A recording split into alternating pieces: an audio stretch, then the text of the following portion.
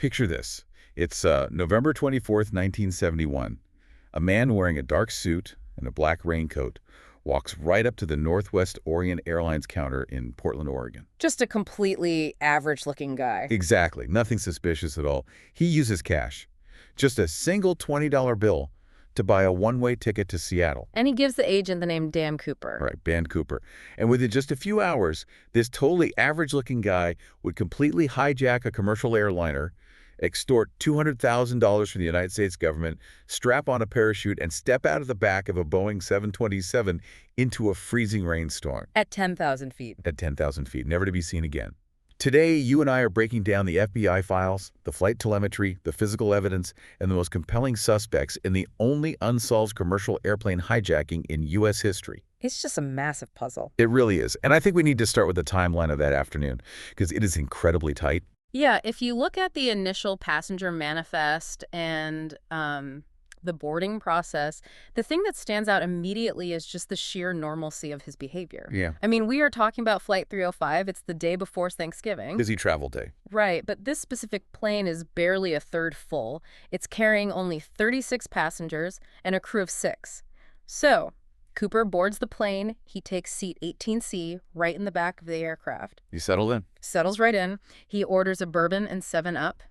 He lights a Raleigh filter-tipped cigarette because, you know, it was 1971. You do that back then. Yeah, smoking on planes was totally normal. So there is zero indication, absolutely no red flags, of the extreme escalation that is about to take place. And to me, that normalcy is the craziest part. He sits down, has his drink, has his smoke, and shortly after takeoff, he flags down this flight attendant, Florence Schaffner. Right. She's young, she's busy dealing with the cabin, and he just hands her a note. And Schaffner actually testified later that she thought he was just, another lonely businessman giving her his phone number. Which apparently happened a lot. Yeah. So she doesn't even read it. She drops the note completely unopened right into her purse. And that is when Cooper leans in very closely and says, "Miss, you'd better look at that note. I have a bomb." That moment, that specific interaction really sets the psychological baseline for the entire event. How so? Well, think about typical hijackings. He doesn't stand up in the aisle and start screaming. He doesn't pull the weapon and grab a hostage by the neck. He uses this very quiet, almost polite coercion. Almost professional. Exactly. So when Schaffner finally reaches into her purse and opens the note, it's written in neat, all-caps, felt-tip pen. Now, the exact wording has been debated over the years. Because he took the note back, right? Yes. He demanded she give it back, which, by the way, is a very smart forensic move. You leave no handwriting evidence. Clever. Very. But Schaffner recalled it saying something along the lines of, "I have a bomb in my briefcase. I will use it if necessary. I want you to sit next to me. You are being hijacked." So she sits down next to him, and he opens the briefcase just enough for her to peek inside. Just a glimpse. Yeah. She reports seeing 8 red cylinders attached to wires coated in red insulation and this large cylindrical battery. The classic Hollywood bomb setup. Right. Now, whether that bomb was actually real or if it was just, road flares wired to a dry cell battery, it really didn't matter. In 1971, you simply do not call that bluff. No, you absolutely don't. So Schaffner gets up, she walks up to the cockpit, relays this terrifying message to the pilot, Captain William Scott, and in an instant, the entire dynamic of the flight completely changes. It shifts from this totally routine, short commuter flight into a high-stakes federal crisis. The demands that Cooper relays through Schaffner to the cockpit are highly specific. Let's hear them. Okay, so first, he wants $200,000 in negotiable American currency. Second, he wants 4 parachutes, 2 primary, 2 reserve. And third, he wants a fuel truck standing by on the tarmac the moment they land in Seattle so they can immediately refuel the aircraft. And he adds a threat. Right. He specifies that if his demands are not met, or if he senses any funny business from the police, he will detonate the bomb. Let's actually break down those demands, because when you look closely, they reveal a massive amount of planning. Let's start with the money. $200,000. Yeah. In 1971, if you adjust for inflation, that's the equivalent of about $1.5 million today. It's a massive payload. Huge. And he specifically requested that the money be delivered entirely in $20 bills. Why 20s? Why not hundreds? I'd argue it's a very calculated balance between weight and usability. Okay, unpack that for me. Well, think about it. If you ask for $100 bills, the physical package of money is much smaller and lighter. It's easier to carry. But A $100 bill in 1971 draws a massive amount of attention when you try to spend it at a gas station or a grocery store. Right, you can't just break 100 buying a pack of gum back then without people remembering your face. Exactly. It's too traceable by human memory. But on the flip side, if you ask for really small bills, like fives or tens, the physical weight of the ransom becomes totally unmanageable, especially for someone who is planning to jump out of a moving airplane. Well, that makes sense. Do we know how much the 20s weighed? Yes, Yeah. 10,000 $20 bills weigh about 21 pounds. Wow, 21 pounds. Yeah, so imagine strapping a heavy bowling ball to your waist and trying to parachute. It's heavy, but it is something a physically fit man can strap to his body and still successfully exit an aircraft. So down on the ground, the Seattle authorities are scrambling to get this cash together. They pull the funds from the Seattle First National Bank, and they actually go through the process of photographing every single one of those 10,000 bills on microfilm to record the serial numbers. Which takes time. A lot of time. Meanwhile, Flight 305 is put into a holding pattern over Puget Sound for about 2 hours. And here is a crazy detail. The passengers sitting in the coach cabin have absolutely no idea what is happening. None at all. The crew gets on the intercom and just tells them there is a minor mechanical issue that's delaying their arrival. The crew's handling of the cabin environment during those 2 hours is just a masterclass in crisis management. They kept the passengers completely insulated from the threat. Nobody panicked. Okay, so we have the money demand. Let's look at the second demand, the 4 parachutes. This is a really critical piece of the puzzle. Why ask for 4? This is brilliant. Law enforcement and the FBI immediately assumed it was a hostage tactic. Because if he only asks for 1, If you ask for one parachute, the authorities might sabotage it. They might give you a rig with cut lines or a jammed ripcord. because they know you're the only one jumping. Right. But if you ask for 4 parachutes, the immediate implication to the police on the ground is that you are going to force members of the flight crew to jump with you. Oh. And no federal agent, no police officer is going to risk handing over a sabotaged parachute rig if an innocent flight attendant might be the one forced to wear it. That is just incredibly calculated. It guarantees the integrity of the equipment he's about to trust his life to. Exactly. So they finally land at Seattle-Tacoma International Airport. It's 5:39 p.m., it is dark outside, and it is pouring rain. Cooper is completely in control. He ensures the cabin lights are turned off so police snipers outside can't get a clear shot at him through the windows. It's controlling the sight lines. Yeah. The fuel truck approaches, and the exchange happens. The 21 pounds of money and the 4 parachutes are brought on board. True to his word, Cooper releases all 36 passengers and one of the flight attendants. But he keeps the skeleton crew. Right. He keeps Captain Scott, First Officer Radasak, Flight Engineer Anderson, and Flight Attendant Tina Mucklow. Now let's talk about the specifics of the parachutes that were delivered to the plane, because this introduces one of the most debated variables in the entire FBI investigation. The gear he actually used. Yes. So the FBI had to source these parachutes quickly, right? They got them from a local skydiving school. They delivered 2 backpack-style main canopies and 2 chest-mounted reserve canopies. But here's the critical error that happened on the ground. Oh man, this part is wild. One of those reserve parachutes was a dummy chute. Explain what that means for the listener. What is a dummy chute? It's a training rig. It looks like a real parachute, but it had been literally sewn shut. It was completely non-functional. It was used in the classroom by the instructors just to demonstrate how the harness works, not for actual jumping. And they gave this to him. The proprietor of the skydiving school was in a rush. He grabbed the gear, didn't realize the dummy was included in the pile, and the FBI agents didn't check it before putting it on the plane. And we're going to see later how Cooper actually interacted with that specific dummy chute. But the plane is refueled. And now we get into the aeronautical specifics of the getaway, which honestly is where this story transcends a typical true crime case and becomes a literal legend. This is where his specialized knowledge really shines. Cooper tells the pilots they are flying to Mexico City. But he has very, very specific instructions on exactly how they're going to fly there. The flight profile he dictates to the cockpit is completely unprecedented for a commercial airliner. He orders them to fly at an altitude of no higher than 10,000 feet. He demands the wing flaps be lowered to 15 degrees. He wants the landing gear deployed and locked down. And he specifies that the cabin must remain completely unpressurized. The pilots are listening to this and they tell him, look, with the landing gear down and the flaps extended like that, The aerodynamic drag on the plane is going to be massive. It's like driving down the highway with all your car doors wide open. Right. They tell him the plane will burn through jet fuel so fast they will never make it all the way to Mexico City. They tell him they will have to stop in Reno, Nevada, just to refuel again. And Cooper just agrees to the Reno pit stop. He doesn't argue. Because he never intended to go to Mexico. But let's talk about the actual airplane he hijacked. He specifically chose a Boeing 727-100.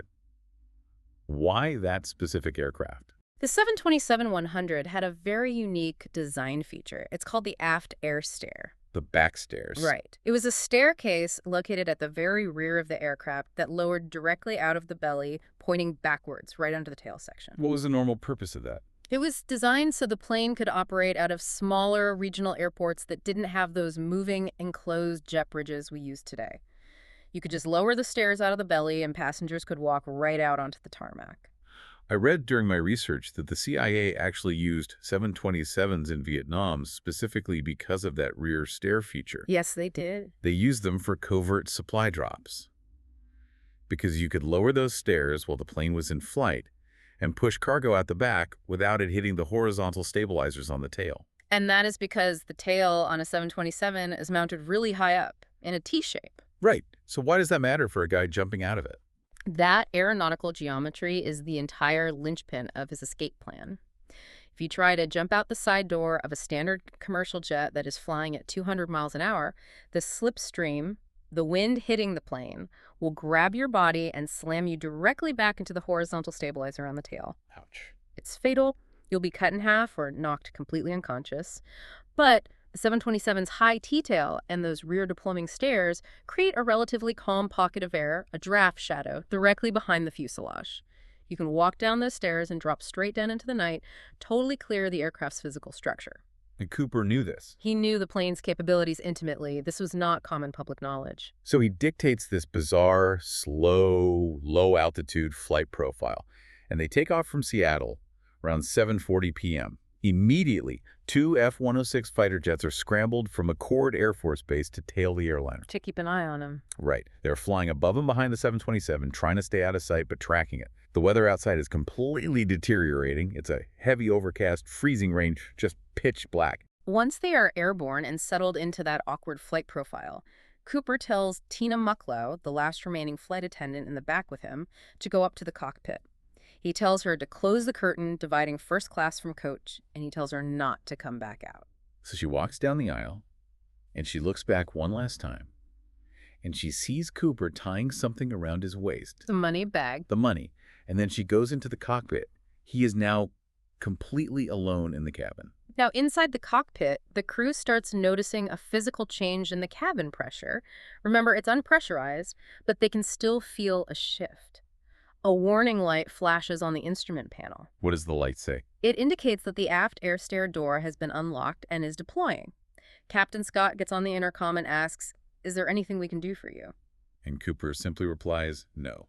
That single word is the last word anyone on Earth ever hears from Dan Cooper. At 8:33 p.m., the aircraft experiences a sudden, very distinct upward pitch. The nose of the plane jerks up. The pilots actually have to manually adjust the trim controls to force the plane back to a level flight path. And that upward pitch is significant. Highly significant. It is widely accepted by investigators and aviation experts as the exact precise moment Dan Cooper walked down that lowered air stair and jumped off the edge. Because his weight leaving the back of the plane shifted the center of gravity. Exactly, altering the weight distribution and the aerodynamics. He jumps into an absolute void.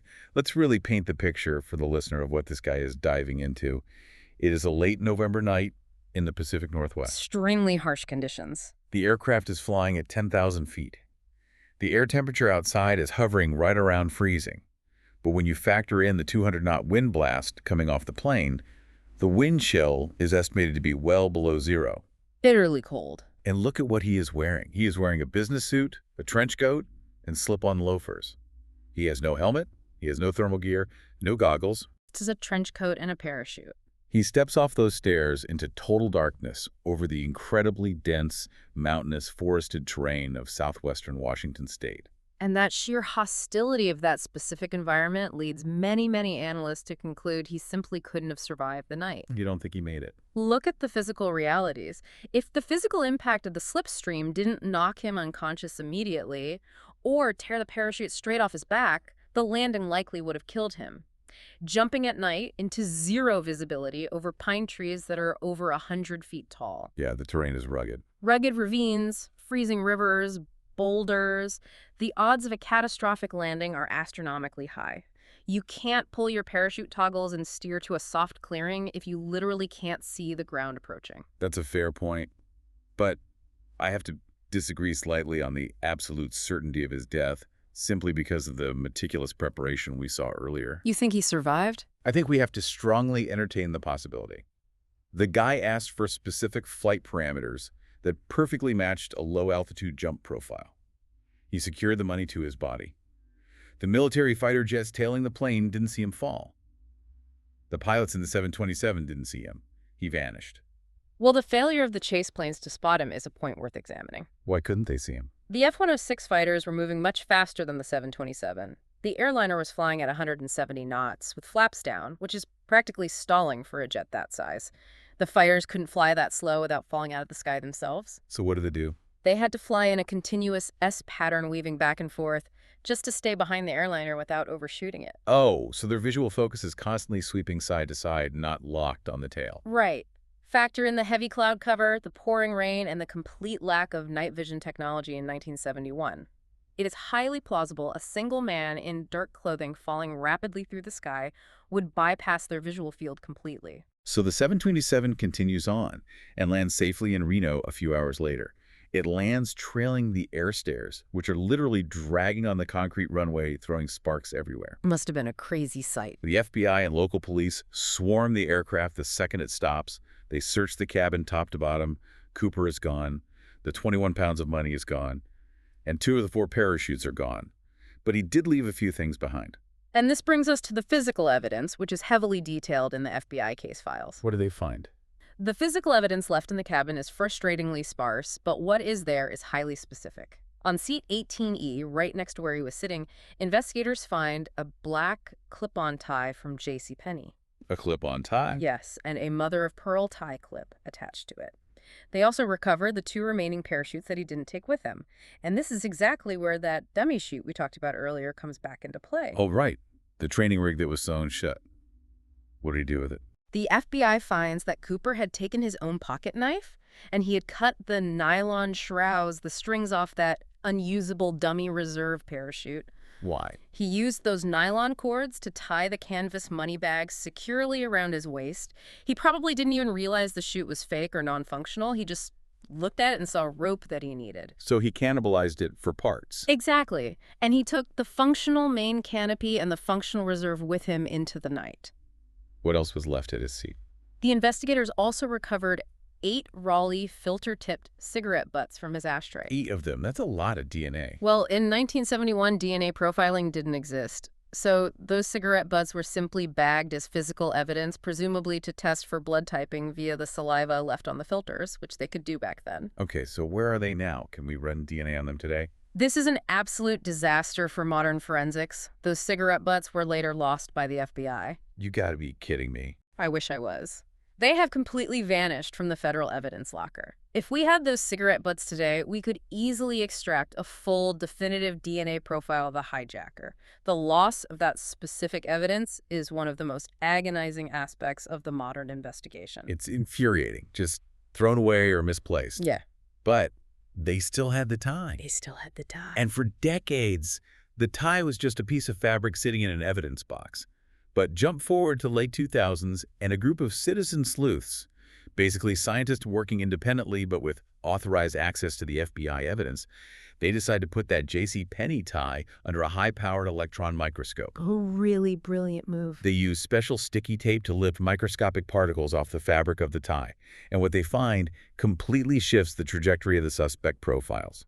What did the microscope show? The microscopic analysis revealed trace amounts of unalloyed titanium, bismuth, antimony, and aluminum embedded in the fabric. Okay, titanium. Why is that a big deal? Finding pure, Unalloyed titanium on a cheap commercial garment like a J.C. Penney clip-on tie in 1971 is incredibly rare. It wasn't in golf clubs or laptops yet. Exactly. Titanium wasn't widely used in everyday consumer goods back then. It was primarily utilized in high-tech manufacturing, chemical plants, and cutting-edge aerospace projects. Aerospace.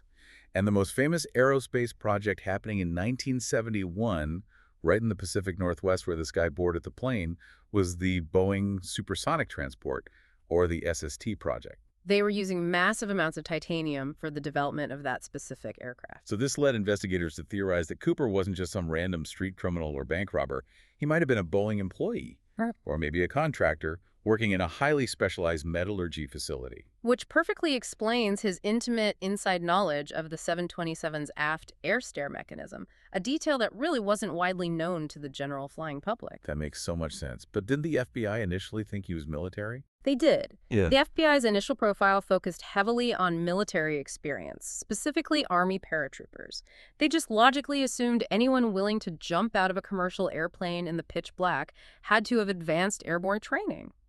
They spent months scouring military records for soldiers with demolition training and parachute experience. But didn't they later completely reverse that assessment? Because I read that in the late 2000s, the FBI lead investigator explicitly stated to the press that they no longer believed Cooper was an experienced skydiver. Yeah, the FBI completely changed their stance based on a reassessment of his actions in the cabin and his gear selection. What gave him away as an amateur? Well, first, an experienced skydiver would never voluntarily jump at night in a freezing rainstorm wearing slip-on loafers and a trench coat. It violates every fundamental rule of survival and drop zone safety. Right, he didn't even ask for a helmet. Exactly. Furthermore, look at the parachutes he actually chose to jump with. The functional main parachute he put on was an NB6 military-style rig, but the reserve he took to pair with it was a civilian sport parachute. Why is that a problem? An expert would know that the attachment hardware between those two specific rigs isn't compatible. If his main parachute failed to open, deploying that specific sport reserve while wearing a military main harness would have been extremely dangerous, if not totally impossible to control in the air. Oh, wow. You basically grabbed a mismatched set of gear. So the debate really boils down to this. Was he an incredibly daring expert who just made do with what he had and pulled off a miracle? Or was he a completely reckless amateur who had enough mechanical knowledge to understand the plane stairs, but had no idea what he was doing in the sky and just got lucky? Or died trying? Where do you land on that? I really lean toward the amateur theory. I agree. It aligns much better with his overall psychological profile. The meticulous planning of the hijacking itself, the bomb, the specific flight demands, the titanium connection contrasts so sharply with the chaotic, improvisational nature of his actual jump and his totally flawed equipment selection. It paints a picture of a man who planned the crime meticulously, but treated the actual physical escape as a complete afterthought. Let's talk about the search on the ground. The FBI launches Operation ORJAC, which stands for Northwest Hijacking. It is the most extensive and expensive manhunt in U.S. history at that point. A massive undertaking. They have actual military troops from Fort Lewis walking shoulder to shoulder through the dense forests of Clark and Cowlitz counties in Washington. They have helicopters scanning the canopy, fixed-wing aircraft flying grids, local sheriffs riding through the mud on horseback. They even use submarines to drag the bottom of Lake Merwin and the Lewis River. And the search grid itself was incredibly difficult to define. It was based on the flight path and that pressure bump recorded at 8:13 p.m. The moment he jumped. Right. But calculating a drop zone from a moving aircraft is incredibly complex math. You have to account for the exact speed of the aircraft at that second, the altitude, the wind direction, and speed at 10,000 feet, the completely different wind shear at lower altitudes, the deployment time of his parachute, and the glider ratio of that specific canopy. So many variables. Tiny miscalculations in any one of those variables can shift the projected landing zone on the ground by miles. And the result of all that searching? The initial search turned up absolutely nothing. No body, no parachute, no torn trench coat, and no money. It was as if the earth just opened up and swallowed him whole. And the case goes completely cold for 9 years. 9 long years. The FBI interviews thousands of suspects. They follow up on thousands of tips from the public, but they have zero physical evidence linking anyone to the crime outside the plane. Until February 10th, 1980. This is the turning point. This is the moment the case explodes right back into the national headlines. An 8-year-old boy named Brian Ingram is on a weekend camping trip with his family at a place called Tina Bar. It's this sandy stretch of beach along the edge of the Columbia River, just downstream from Vancouver, Washington. The Ingram family is just having a normal trip, building a campfire on the riverbank. Brian is digging in the wet sand, just smoothing out a spot for the fire, and his hand hits something solid just a few inches below the surface. He pulls it out. He pulls it out, and it's a decaying, crumbling bundle of $20 bills. He keeps digging in that same hole and finds two more bundles. In total, the kid uncovers $5,800. The parents dry the money out, they look closely at the serial numbers, and they compare them to the master list the FBI had published in the newspapers years earlier. And it is a direct match. A perfect match. This is the first, and to this day, the only piece of the D.B. Cooper ransom ever found outside the airplane. But finding the money almost creates more questions than it answers. Because Tina Bar is miles and miles away from the FBI's projected drop zone. So how the heck did it get there? The hydrology and geology of that Tina Bar discovery is one of the most intensely scrutinized scientific aspects of the entire case. Let's get into the river science. The physical condition of the bills is critical. They were highly degraded, the paper edges were rounded off from water wear, and the rubber bands holding the bundles together were still somewhat intact, but severely deteriorated. So hydrologists analyzed the sand layers and the water flow patterns of the Columbia River. One of the leading theories early on was that Cooper landed in the Washougal River, which is a tributary that feeds directly into the Columbia.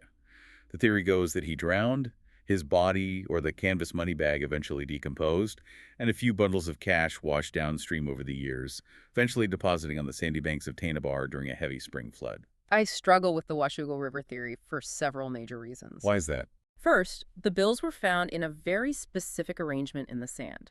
The three bundles were aligned sequentially, almost as if they had been placed there deliberately or buried by a person. Not just washed up randomly. Right. If they had tumbled down miles of rocky riverbed, over waterfalls and rough rapids, those frail rubber bands should have snapped, and the individual bills should have been scattered for miles along the shoreline. The fact that they survived as intact, stacked bundles suggests a much gentler deposition into that sand. There's also the diatom analysis. I find this part totally fascinating. The diatoms are the key. For the listener, diatoms are microscopic, single-celled algae that live in the river water. And they have these hard silica shells. A scientist named Tom Kay, actually the exact same guy who did the titanium analysis on the tie, he decided to study the microscopic diatoms found embedded deeply in the paper of the ransom bills. And what did he find? He discovered that the specific species of diatoms crusted on the money only bloom in the river during the spring months. That is a phenomenal piece of forensic ecology. It's like a microscopic timestamp. Exactly. If Cooper jumped in late November and he died and the money ended up in the river water immediately that night, the bills should have winter diatoms embedded in them. Right.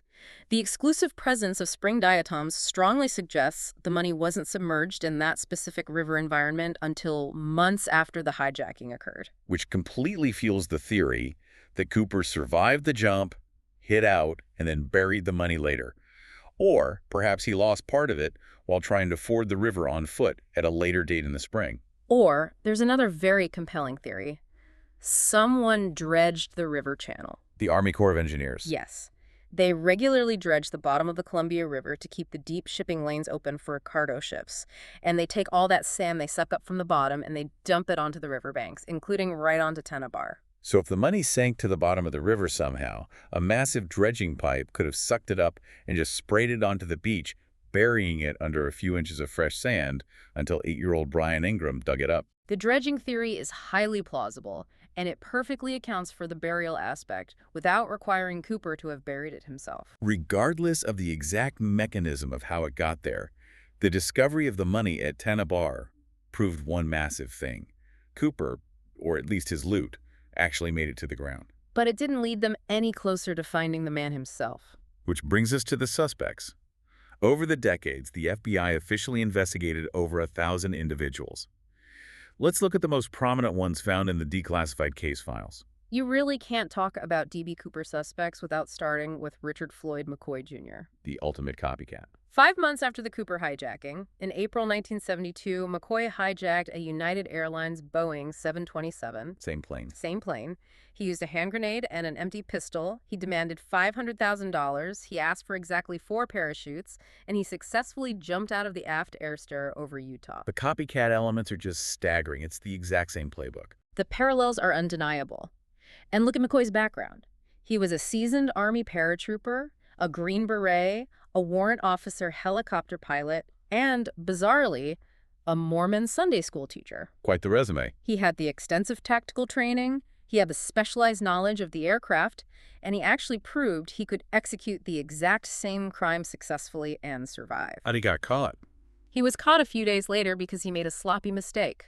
He left a handwritten note on the plane, and a friend recognized his handwriting after reading about it in the news. When the FBI realized they had a guy in custody who just pulled off a nearly identical crime, they immediately assumed they had caught the real D.B. Cooper. It's the logical conclusion. But as they dug in, there were major discrepancies. Like what?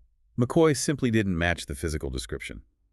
The flight attendants from Flight 305, the women who sat next to Cooper for hours, said Cooper was in his mid-40s with a receding hairline, and he had a very calm, relaxed demeanor. Right, the polite coercion. McCoy was only 29 years old. He had a thick, full head of hair, and his hijacking style in Utah was frantic, loud, and aggressive. The psychological profiles just don't align at all. Furthermore, McCoy had a rock-solid alibi for Thanksgiving 1971. He was at home in Utah having dinner with his family. While he remains a very compelling figure in the dark history of air piracy, the FBI eventually ruled him out completely as the actual D.B. Cooper. He was just a copycat who realized the vulnerability of the 727 air stair. Okay, let's move to Dwayne Weber. This is the famous deathbed confession suspect. The classic trope. In 1995, Weber is dying in a hospital facility in Florida. He calls his wife over to the bed and whispers to her, "I am Dan Cooper." And what did she do? She had absolutely no idea what he was talking about. She didn't even know who D.B. Cooper was. That's wild. After he passes away, she starts researching the name at the library and suddenly realizes her husband had this entire secret past. Because Weber's history is incredibly murky, isn't it? Very. He had a long criminal record involving burglary and forgery. He had served time in a prison facility relatively near the Seattle area, and when you look at his mugshots, he physically resembled the famous FBI composite sketch of Cooper quite closely. And his wife remembers some weird stuff, too. Yeah, she recalled several very strange incidents from their marriage. She said he once had a nightmare where he was talking loudly in his sleep about leaving his fingerprints on an airplane. Creepy. He had an old severe knee injury that he explicitly claimed he got from jumping out of a plane. And the biggest detail, he once took her on a random vacation to the Columbia River and planted out the exact spot where the money was found at Tenna Bar. Wait, real? Yes, and he did this months before the discovery by the Enneagram Boy was ever made public in the news. That detail about Tenna Bar is absolutely chilling. That's hard to explain away as a coincidence. It is. But the FBI eventually managed to extract a DNA sample from Dwayne Weber's belongings, and they compared it to a partial DNA sample they had managed to lift from the J.C. Penney tie left on the plane. It was not a match. Now, you could argue, and many people do, that the DNA on the tie might belong to someone else entirely. Right. Maybe Cooper bought the tie at a thrift store? Maybe the DNA belongs to the guy who manufactured the tie? The reliance on the tie for definitive DNA is definitely problematic. A commercial tie is handled by dozens of people. The manufacturer, the retail clerk, the wearer. Without those cigarette butts they lost, the evidentiary chain is severely compromised. But without physical evidence linking him, Weber ultimately remains just a circumstantial suspect. Let's shift to a suspect who aligns perfectly with the aerospace evidence we discussed earlier. The titanium connection. Sheridan Peterson. Yes. Sheridan Peterson is a fascinating character. He was a former Marine, and he worked as a technical editor at Boeing in Seattle right during the time the 727 was being designed and developed. So he knew the plane. Intimately. He was also a highly experienced skydiver and a former smoke jumper. He literally tested experimental parachute rigs for a living. Peterson possessed the exact, highly specific intersection of skills required for this crime. Intimate knowledge of Boeing aircraft systems, advanced skydiving capability, and deep familiarity with the rough Pacific Northwest terrain. Did the FBI talk to him? They interviewed him shortly after the hijacking, and he actually joked with the federal agents. He told them, yeah, that sounds like something I would do. Bold move. He later moved to Nepal and lived a very eccentric, off-the-grid life overseas. The physical resemblance between him and the sketch was also very striking. However, despite all the circumstantial connections, the FBI could never place him in Portland on the specific day of the hijacking, and he consistently denied actual involvement until his death. We also have to talk about Robert Rackstraw. If you've watched any recent documentaries or specials on the case, Rackstraw is usually the star suspect. He is the media favorite. He was a former Army pilot, special forces, explosives expert. He had an extensive, wild criminal record that included bank robbery and even faking his own death. He was a master con artist. Rackstraw represents the Hollywood version of the suspect. He was charismatic, he was genuinely dangerous, and he possessed the exact tactical background to pull something like this off. In the late 1970s, investigators actually brought photographs of Rackstraw to the flight attendants. And what did they say?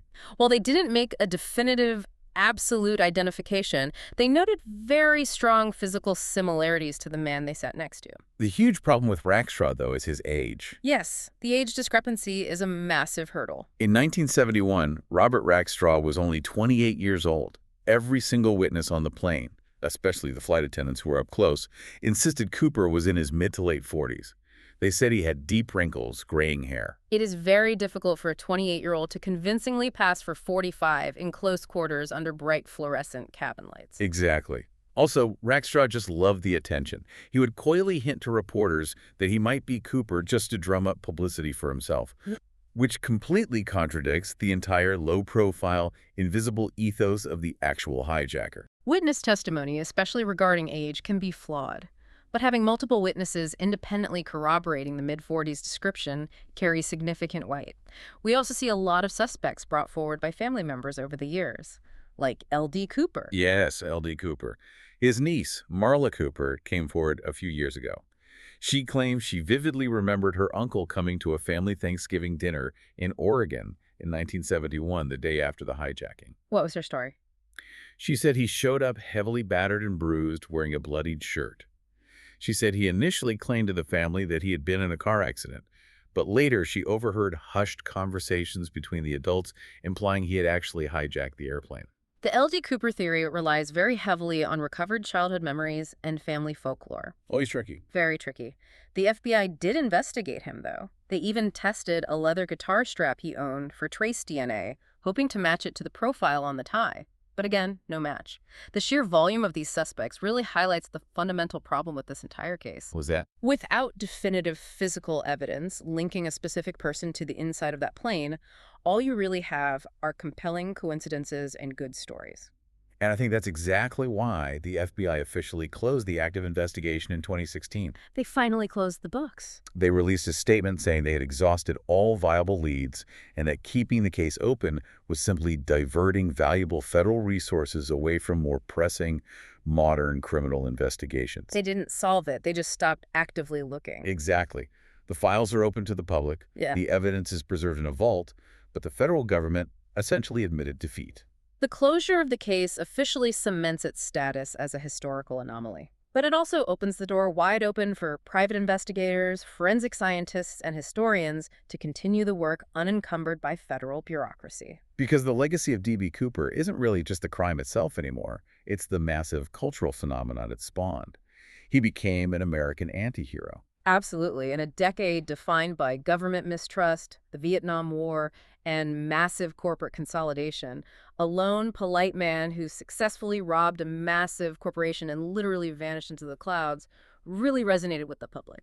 There is actually a small town in Washington called Ariel, right near the projected drop zone, that still holds a D.B. Cooper Days festival every single November. They throw a party. Yeah. People dress up in trench coats, they drink bourbon, and they celebrate the guy. It's wild to think about how a federal crime involving terrorizing a civilian flight crew has been completely romanticized into this modern-day Robin Hood myth, even though he kept all the money for himself. The romanticization really speaks to the psychological appeal of the perfect escape. Escaping the system. Right. Modern society is heavily surveilled and intensely regulated. The idea of someone completely slipping the net, beating the system, is intoxicating to the public imagination. But if we analyze the brutal reality of the event, the sheer danger, the psychological terror inflicted on the flight crew, and the highly probable fatal outcome of that freezing jump, the romantic veneer strips away pretty quickly. I want to leave the listener with this final thought as we wrap up this massive exploration of the files. We've talked about the careful planning, the aerodynamic execution, the titanium traces, the suspects, and the money washing up on a riverbank. Hmm. But look back at his actual actions on the plane. The polite coercion. Right. He bought a $20 ticket. He demanded $200,000 in ransom. But right before he jumped into the void, he insisted on paying his tab for his bourbon and soda, and he even tried to give the terrified flight attendant a tip. He offered her the change. He was perfectly polite, perfectly ruthless, and completely unreadable. What if the money wasn't even the point of the hijacking? Then what was? What if a man who had simply reached the end of his rope wanted to design a puzzle so complex, so daring, that his final act on Earth would be to completely baffle the entire world? Because if that was his true goal, he succeeded absolutely.